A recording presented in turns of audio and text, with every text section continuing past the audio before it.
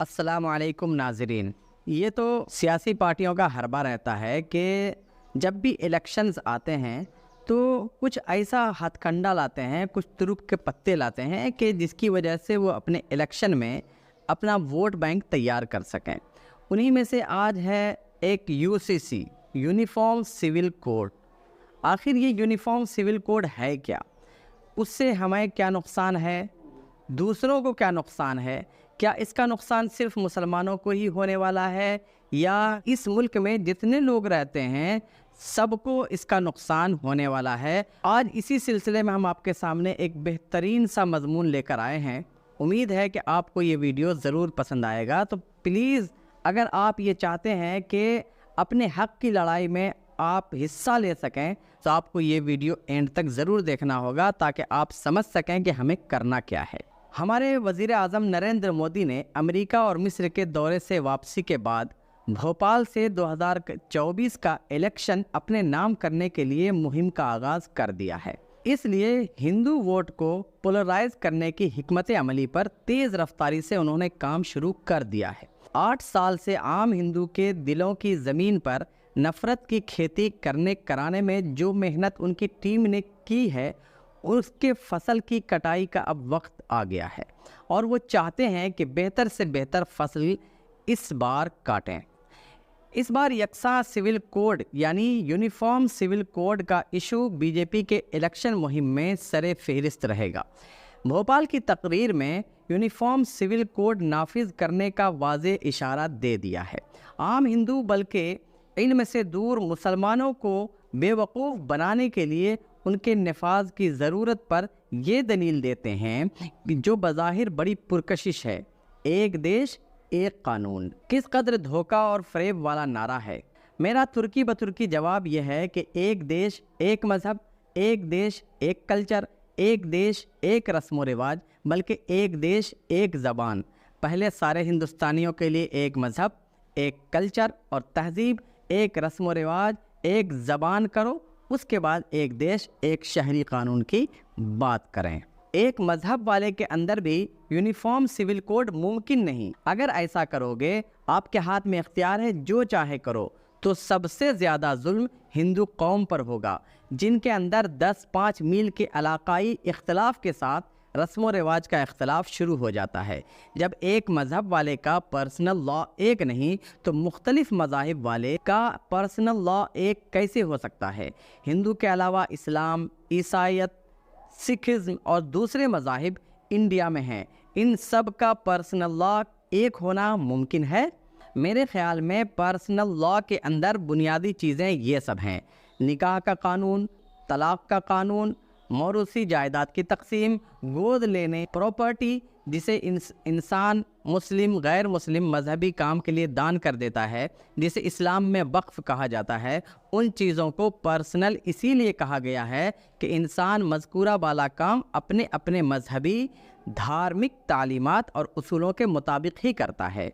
इसमें जायज़ व नाजायज़, हलाल व हराम का पहलू नुमाया रहता है। इंसान इन कामों को मजहबी हिदायत के मुताबिक अंजाम देकर रूहानी सुकून पाता है और उसके ख़िलाफ़ अगर करता है तो ख़ुद को मुजरिम समझता है। पर्सनल लॉ ख़त्म करने की वकालत करने वाले बताएं कि शादी, तलाक़, मौरूसी जायदाद की तकसीम, वक्फ की प्रॉपर्टी, इन चीज़ों के लिए जो कानून आप बनाएंगे वो 2 हाल से खाली नहीं होगा। या तो हर मजहबी फ़िरक़ा के पर्सनल लॉ को ख़त्म करके तमाम मज़ाहिब बेदार नास्तिक मानसिकता रखने वाले दानिशवरान इन उमूर पर कानून बना करके देंगे, या किसी एक फ़िरक़ा व मज़हब वाले के रस्म व रिवाज के मुताबिक कानून बनाएंगे। आपके नाम नहाद दानिश्वरों का बनाया हुआ यूनिफॉर्म सिविल कोड का मुसव्वदा अक़लियती फ़िरक़ा से ज़्यादा अक्सरियती फ़िरक़ा के लिए नाकाबिल कबूल और नाराज़गी का बाइस होगा, नाराज़गी का सबब होगा। इसलिए गालिब गुमान ये है कि अक्सरियत को खुश करने के लिए या तो उन्हीं का रस्म व रिवाज दूसरे मज़हब पर मुसल्लत करोगे या यकसा सिविल कोड की तनसीख से हिंदू लॉ महफूज रहेगा। आपको अक़लियत खुसूसन मुसलमानों की क्या परवाह है? मुसलमानों के घर, मस्जिद, मदरसे पर तो बुलडोज़र चल ही रहा है।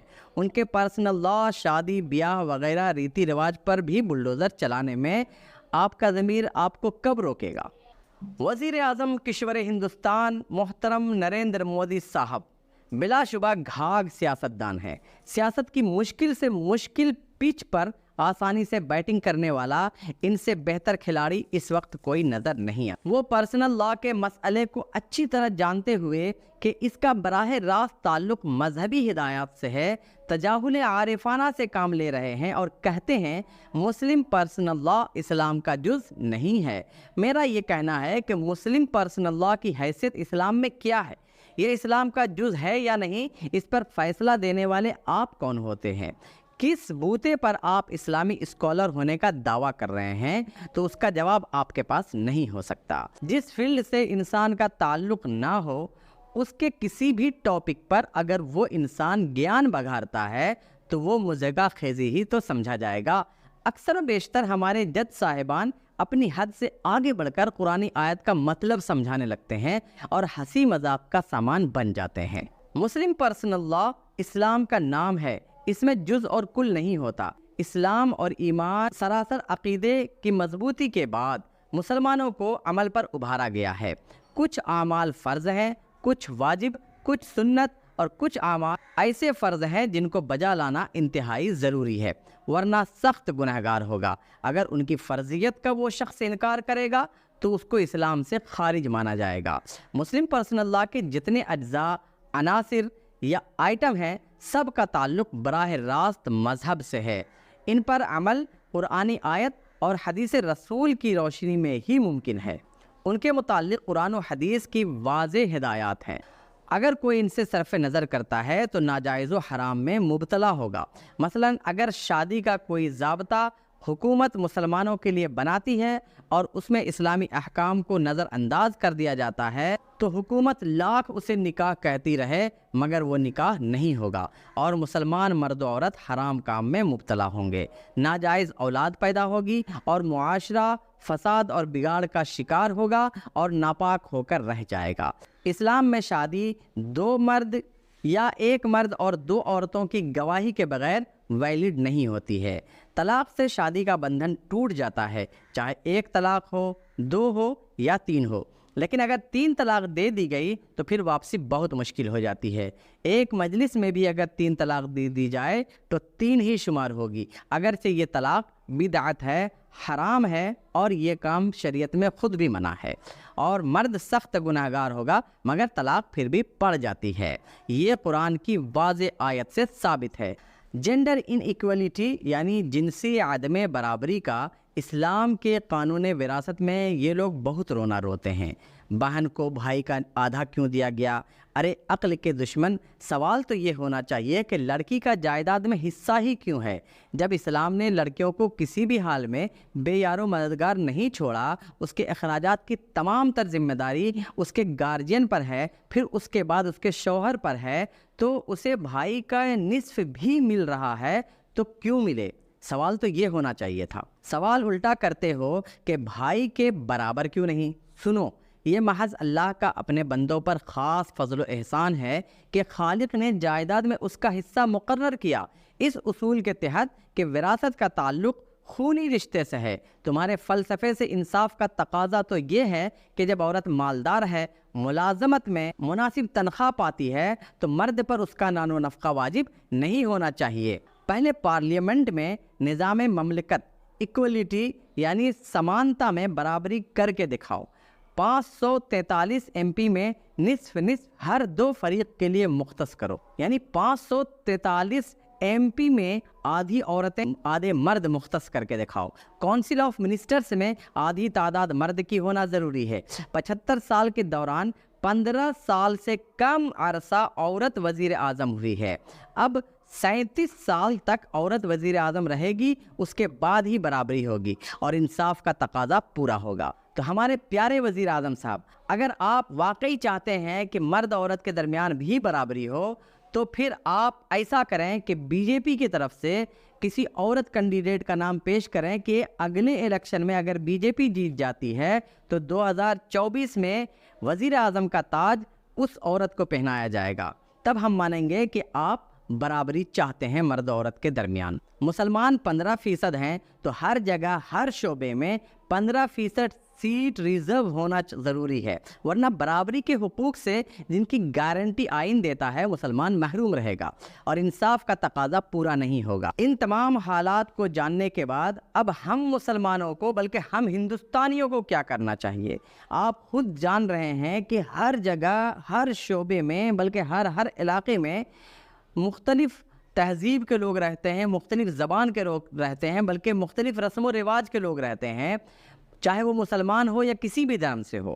تو ایسی صورت میں اب یہ بی جے پی حکومت یہ چاہتی ہے کہ مسلمان خاص طور سے اور جو بھی اقلیت میں ہیں وہ خاص طور سے نکل کر کے میدان میں آئیں۔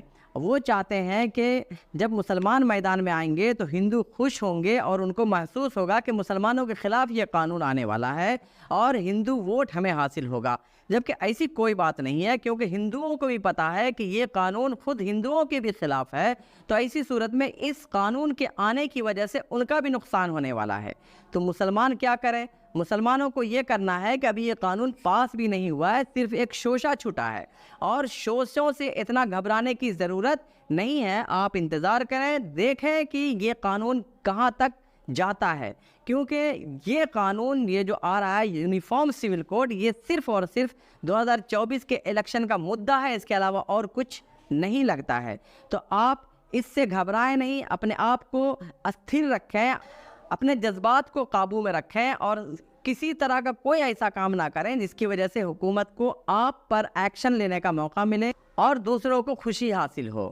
اسی لیے آپ کو یہ چاہیے کہ آپ تمام بھائی مل کر کے رہیں اور اس کے خلاف جو بھی عمل کرنا ہے ابھی نہ کریں، کچھ انتظار کریں، جب مناسب وقت آئے گا تب انشاءاللہ تعالیٰ پھر ہم آپ کو بتائیں گے۔ السلام علیکم ورحمۃ اللہ وبرکاتہ۔